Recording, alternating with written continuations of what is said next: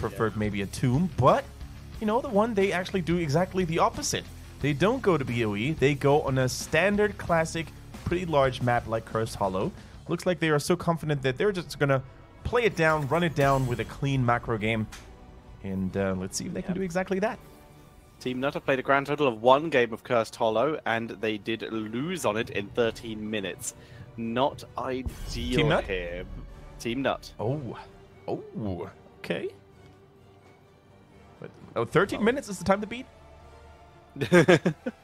I mean, we've had a 9-minute game. Was that in HGC China, or was that in EU Open? Of all the games blending together in my head. Sorry, what was that? Was the 9-minute game in China, or was that like this week, or was that an Open Division? All the games are just blending together in my head. 9-minute game. That might have actually been SBT versus KT on Tomb of the Spider Queen, where they just demolished them. Yeah, that was it. That was the Bloodlust comp. That sounds right. Cool. Yeah. So, TeamNut banning away the. They're gonna ban away the Phoenix here. Makes sense. TeamNut, their biggest go-to hero so far, in terms of inclusion rate at least, has been Johanna. That is very much correct. So the Genji gets taken out. Yeah, they've banned Genji 9 times, picked him 5, so also makes a fair amount of sense. Honestly, I want to see more of Hugo's Thrall. I think it was easily one of the most impactful Thralls we have seen, especially against SBT there in that last series. It looked absolutely amazing. The amount of tankiness and self-sustaining he had was actually tank-worthy, worthy of a tank. Thrall, on the other hand, though, is actually TeamNut's only 100% win rate hero that has more than 1 game played. It's 2 games played, but it's still 100%. Alright, they go for the Murden. This time he really wants to have some variance in his hero play here. No longer on the Dibbles, which he used twice in a row earlier. So going for a little bit of that Murden. I think both Diablo and Murden offer very similar things right now. Both have really incredible self-sustain, especially in the late game with healing static for Murden, Stone Skin, and you know, Diablo getting all that life sustain there with the waves. It's just really, really good for them. The only thing that I like about Murden a little more is the fact that he's actually a little more flexible when it comes to escaping sticky situations, when it comes to chasing down people, because he doesn't have to rely on walls, for example, like Diablo has to. So I think this is a little more threatening, especially for Hehe, who is, without a doubt, one of the best and most aggressive warrior players in the scene right now here in China. Completely agree. And that aggression is very controlled, so happy to see it. Decade Kane. Not yet been... It has been picked, but it's already in the highest pick rate for TeamNut, even though it is a very recent hero. All the teams seem to be picking up on it. It's their most picked support by a significant amount. Also, pretty decent win rate, 62% with this Decade Kane. So they already have the majority of their high priority stuff. They have Decade, they have Hanzo. If they get Johanna as their main tank, then they've got their most picked hero full stop. Genji's up there as well, but he's banned, so he doesn't count. The Dahaka, on the other hand, a little bit less popular for them. They like it, but it's still a little bit rarer. They've only really played it once, and it was a loss. Cursed Hollow, of course, we cannot forget about Abathur. I think it might... there we go. I was going to say, could have been a hero for the One to pick up here, because Murden combos off so well with him. For TeamNut, I don't think they would have had a good target up to this point that really synergizes well with the Abathur. Dahaka uses the symbiote if he tunnels in, for example. Hanzo copies are okay, but there's definitely better targets for it, so I definitely agree with that ban. I think the One could have actually used it to great effect. Yeah, the One using the Abathur would have been really, really solid. It's not a good Abathur comp. It's not a good Malfurion hat target, but the copy of Malfurion can still get some really impactful healing done, even if that... this is how I judge Abathur comps. Who's the worst copy target on the team? And if it's still okay, then you've made a fairly decent Abathur draft, because there's always going to be a chance that everyone dies except for your worst target, so you've got to be prepared for that. Yeah, I remember those days, you know, a lot of people say, yeah, why would you ever consider copying a support, right? But then, even in pro play, we have seen many Uther copies, many Rhaegar copies, and they all used to be quite useful and impactful, actually, if used under the right circumstances. But without Abathur, of course, we can move on to other topics of discussion, like the Sonya, for example, who has made her first appearance today and is being played by none other than Hugo. Not even on Infernal, but once again, this is Hugo's #1 go-to hero. He played her significantly more than anyone else last rotation, last phase. But the first time, I believe, he's brought it out this season. I will double check on that, though. First or second time, he definitely hasn't relied on her as much as he did before. That, of course, has something to do with Sonya's status at the moment in not just the Chinese meta, but in the meta in general, with other heroes taking the lead or taking the limelight in favor of her. So we have their fourth game with her. Fourth game already. What's the win rate? 100. 100. Strong I'm not sure statement that's there. going to change. I don't know why I almost went Texas accent there, but I steered clear of that before I got some people irritated. All right, what is left now for the one is another ranged assassin. Meng very likely going to be on that Falstad again, because he had an absurd game on Towers of Doom just a few moments ago versus SPT. So they need a hero for Muggle. Muggle traditionally not really the mage type of guy. Funnily enough, maybe that is actually the reason why he named himself Muggle. Maybe it is like the Signed next the level contract and layer said, up. "No, not going to play mages. I can't play them." But we have seen him play a mage. That is true. He did play Jaina and Gul'dan? No, who's the other one? I don't remember. Li Ming, I think. But I also might be wrong. Probably wrong. Either way, the one they need a final pickup here, they need another ranged, it's gonna be Tychus. They have been using this very effectively so far, so not so bad here. Oasis with that Jaina on the side of TeamNut this time, so Muggle getting denied it away from him. Could have also seen a Sergeant Hammer come in here maybe, but traditionally speaking, we haven't really seen a lot of Malfurion Sergeant Hammer, right? It's doable, I think. It's definitely not a bad combo per se, but you're definitely feeling more confident and more comfortable when you have a Decker Cane at your side. I think you told me that yesterday in the Open Division, we even saw the good old Morales Hammer come back.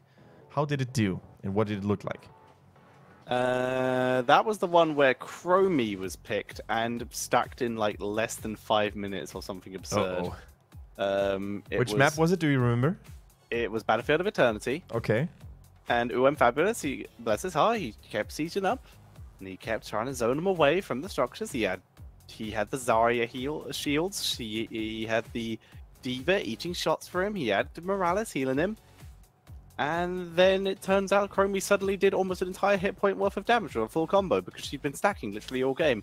They also all picked like the least used heroics. It was a Napalm Strike, a Medivac, Bunny Hop, Null Gate.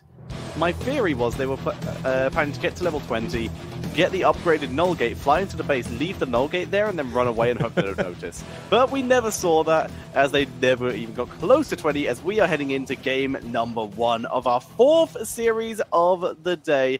Welcome, say those doormats. As on the left-hand side, it is TeamNut with No on Hanzo, FS on Diablo, Faye on Dahaka, Oasis on Jaina, and a Tui playing Deckard Cain. Facing them, currently our number one ranked team in China. It is the One. Not even kidding. That's the way it is. With Hugo on the Sonya, Muggle on Tychus, Meng on the Falstad, He is playing the Muradin, and ZJ Set, who was a fabulous Alex Strauss in the previous series against SPT, is now rocking the Malfurion. That he is. As we see the level 1 talents, nothing super out of the ordinary, but we do have some talents that can be swapped out and changed. So we're seeing the tactical advantage coming in for the Tychus, so that he can gain the extra movements, the extra range as opposed to movement speed. Yeah. Perfect storm. Coming in for the Muradin as opposed to Third Wind or other stuff like that. Diablo sticking with the stun heals. Jaina with the Globe talent not going with the extra range on the Frostbolt. Meng, not going to get baited by anything like that. And Dehaka, no movement speed, just sustain with the regenerative tissue.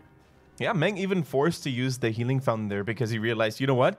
No, on that Hanzo, he's going to outrange me. He's going to have a lot of scatter shots left at his disposal as well. And he probably assumed that someone or something was lurking in the bushes, but while Decker Kane was distracted in the top lane, is now even forced to hold it so that Hanzo can take the mercenary camp.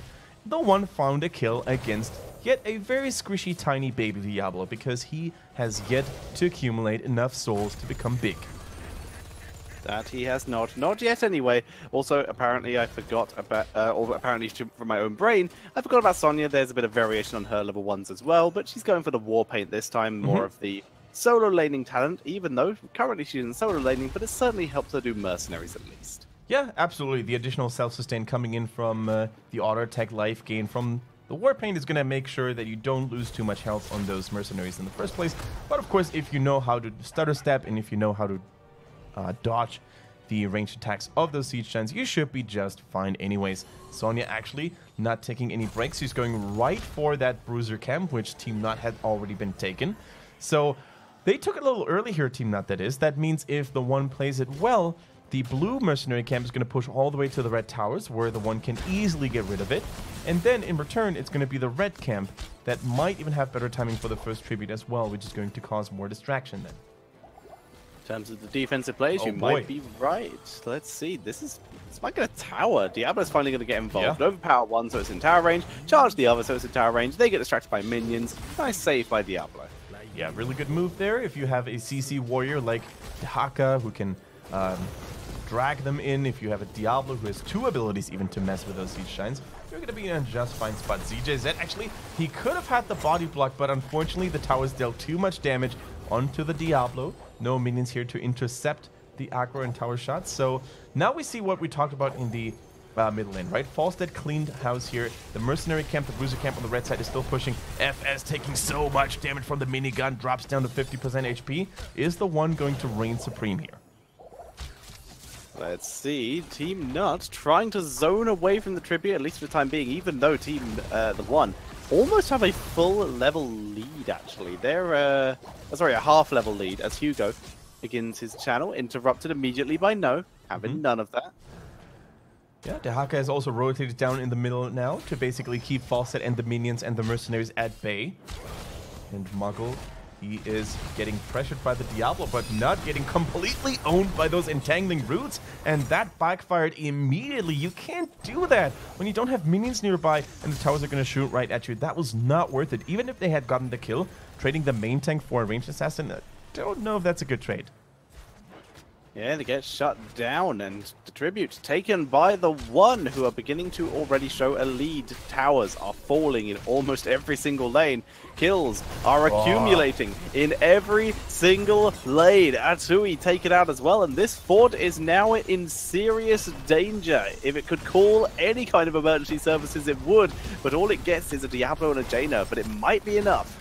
Here comes Dehaka as well, actually. Oh boy, they're going to get another kill. Diablo's probably going to fall as well. Nope, they're going to rotate to safety because they realized, you know what? That fort is now going to shoot us here.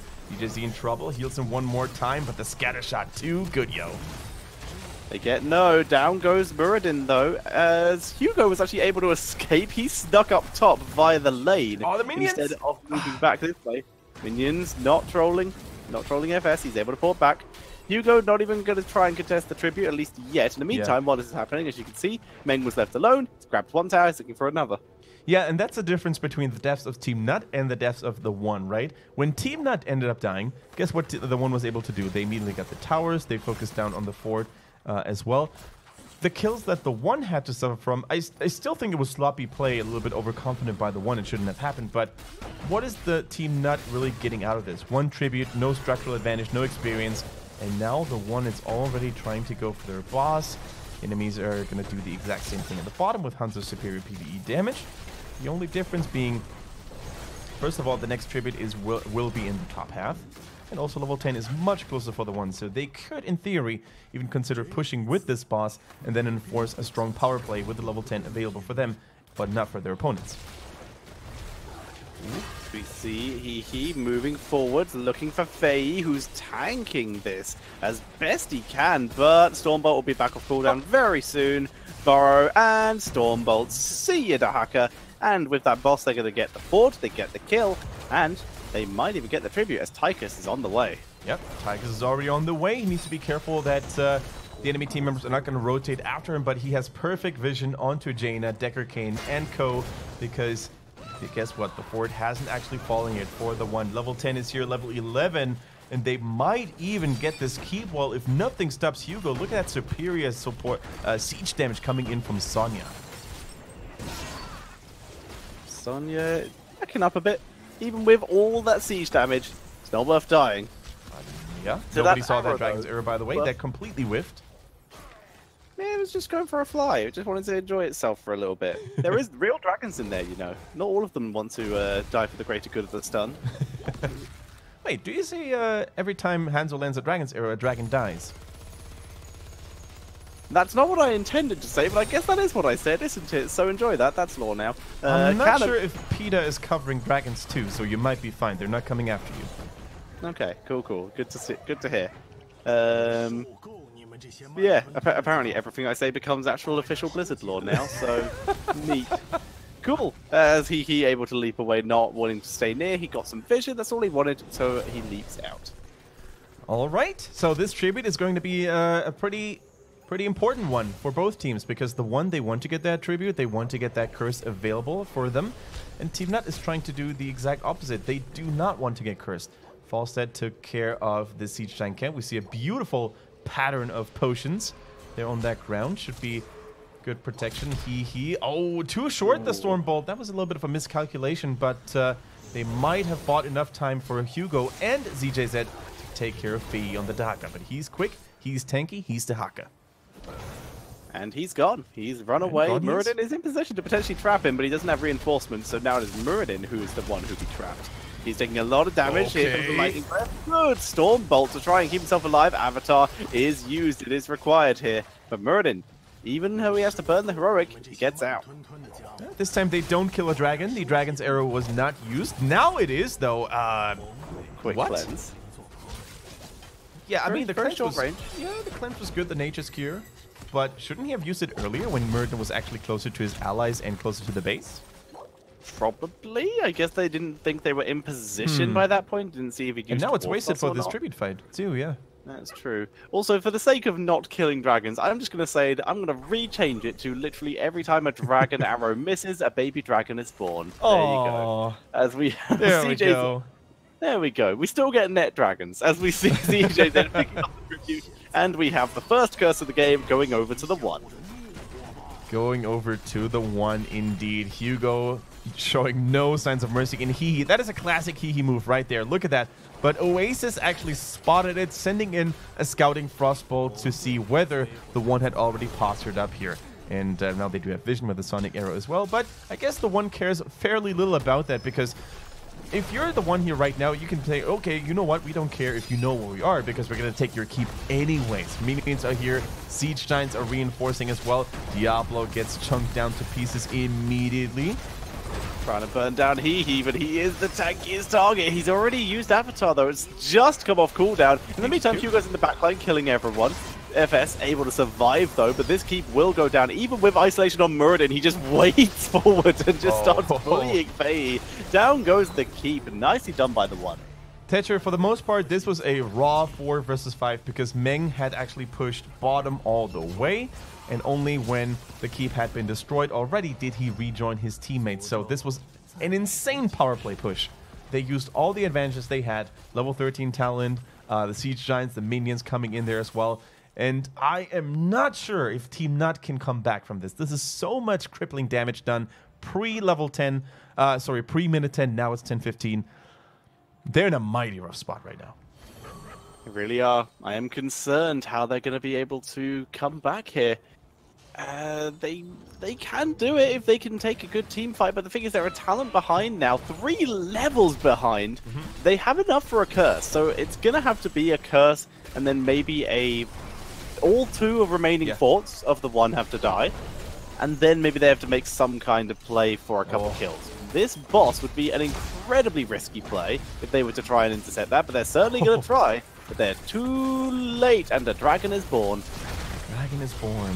Beautiful. We're going to name him James. Oh, the gust. James the Dragon, as we see the Lightning Breath doing some good damage. It's nap time, as we see Sonya being focused down. Actually, Atui's in some serious danger here, but Hugo's just shredding.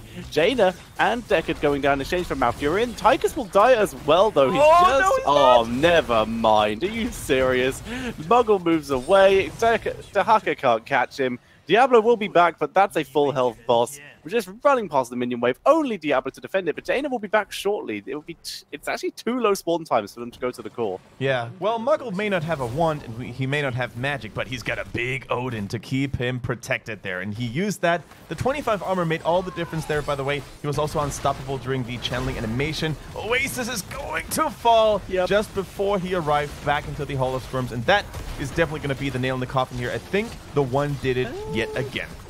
Yeah, Sonya should be able to do this, even with the fact that, well, Tychus is dead because he actually came here with super low health. But it's enough. Hugo full health, Falstad full health. Game number 1 goes over to the 1. It really doesn't seem to be the day of the nuts. They tried again, and they were absolutely demolished. Could also say they were dried out here in that case, because there was